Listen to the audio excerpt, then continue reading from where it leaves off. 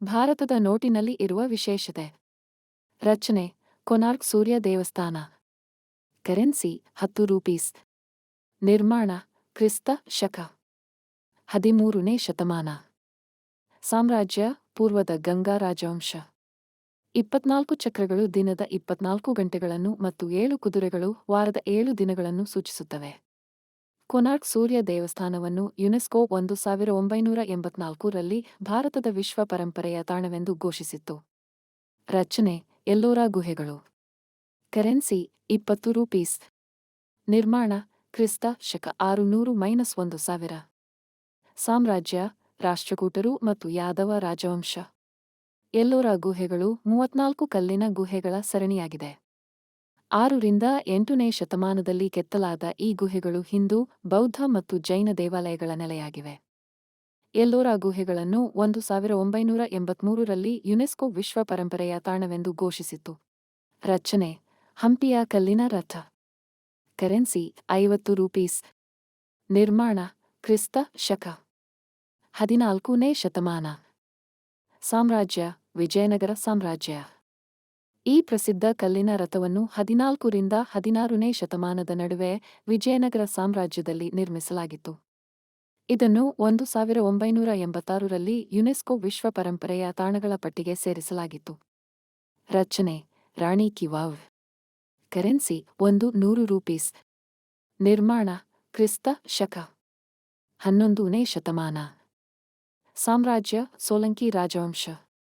ಗುಜರಾತ್ನ ಪಟಾನ್ನಲ್ಲಿರುವ ಮೆಟ್ಟಿಲು ಬಾವಿಯನ್ನು ಯುನೆಸ್ಕೋ 2014ರಲ್ಲಿ ವಿಶ್ವ ಪರಂಪರೆಯ ತಾಣವೆಂದು ಘೋಷಿಸಿತು. ಇದನ್ನು 11ನೇ ಶತಮಾನದಲ್ಲಿ ಸೋಲಂಕಿ ರಾಣಿ ಉದಯಮತಿ ತನ್ನ ಪತಿಯ ಪ್ರೀತಿಯ ಸಂಕೇತವಾಗಿ ನಿರ್ಮಿಸಿದ್ದರು. ರಚನೆ: ಸಾಂಚಿ ಸ್ತೂಪ. Currency: 200 rupees. ನಿರ್ಮಾಣ: ಕ್ರಿಸ್ತ ಪೂರ್ವ 3ನೇ ಶತಮಾನ. ಸಾಮ್ರಾಜ್ಯ: ಮೌರ್ಯ ಸಾಮ್ರಾಜ್ಯ. ಮೊದಲ ಬಾರಿಗೆ 200 ರು. ಮುಖಬೆಲೆಯ ನೋಟನ್ನು ಆಗಸ್ಟ್ 2017ರಲ್ಲಿ ಪರಿಚಯಿಸಲಾಯಿತು. ಇದರಲ್ಲಿ ಬೌದ್ಧ ಸ್ಮಾರಕವಾದ ಮಧ್ಯಪ್ರದೇಶದಲ್ಲಿರುವ ದೇಶದಲ್ಲಿರುವ ಸಾಂಚಿ ಸ್ತೂಪವಿದೆ. ಇದನ್ನು ಕ್ರಿ. ಪೂ. 2ನೇ ಶತಮಾನದಲ್ಲಿ ನಿರ್ಮಿಸಲಾಗಿತ್ತು.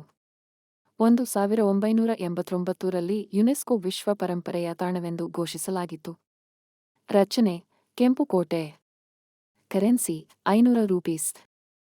2, 12, 16, 39, 6, 16, 48. ಸಾಮ್ರಾಜ್ಯ: ಮೊಘಲ್ ಸಾಮ್ರಾಜ್ಯ. 2016ರ ನವೆಂಬರ್ನಲ್ಲಿ ಹೊಸ 500 ರು. ನೋಟುಗಳನ್ನು ಪರಿಚಯಿಸಲಾಗಿತ್ತು. ಈ ನೋಟುಗಳ ಮೇಲೆ ದೆಹಲಿಯ ಕೆಂಪು ಕೋಟೆಯ ಭಾಗಗಳನ್ನು ಪ್ರಕಟಿಸಲಾಗಿದೆ. ಈ ಐತಿಹಾಸಿಕ ಕೋಟೆಯನ್ನು 17ನೇ ಶತಮಾನದಲ್ಲಿ ನಿರ್ಮಿಸಲಾಗಿತ್ತು. ಇದನ್ನು 2007ರಲ್ಲಿ ಯುನೆಸ್ಕೋದ ವಿಶ್ವ ಪರಂಪರೆಯ ತಾಣಗಳ ಪಟ್ಟಿಯಲ್ಲಿ ಸೇರಿಸಲಾಗಿತ್ತು. ರಚನೆ: ಮಂಗಳಯಾನ.